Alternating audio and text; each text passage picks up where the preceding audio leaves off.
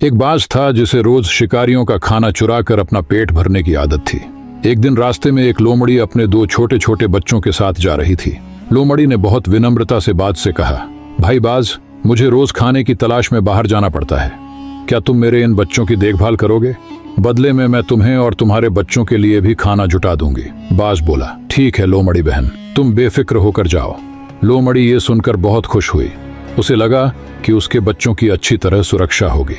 अगले दिन लोमड़ी रोज की तरह भोजन की खोज में निकल गई। उसके बच्चे बाहर खेल रहे थे।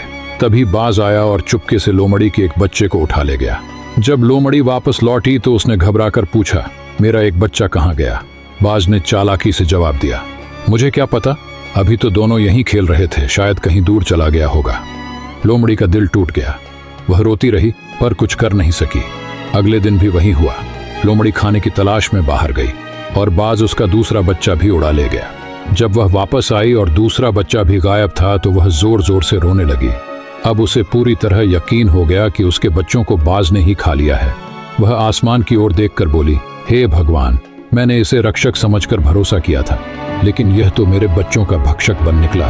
मैं तो कुछ नहीं कर सकती, तेरी दी हुई उड़ान इसे बचा लेती है, पर तू इसका हिसाब जरूर करेगा। कुछ समय बाद बाज को खुद खाना मिलने में परेशानी होने लगी। एक दिन वह फिर शिकारियों के कैंप पर गया और आग में पका हुआ खाना उठाकर उड़ गया, लेकिन वह खाना जल रहा था।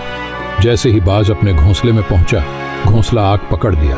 घबराकर बाज नीचे गिर पड़ा। उसी वक्त लोमड़ी दौड़ती हुई आई।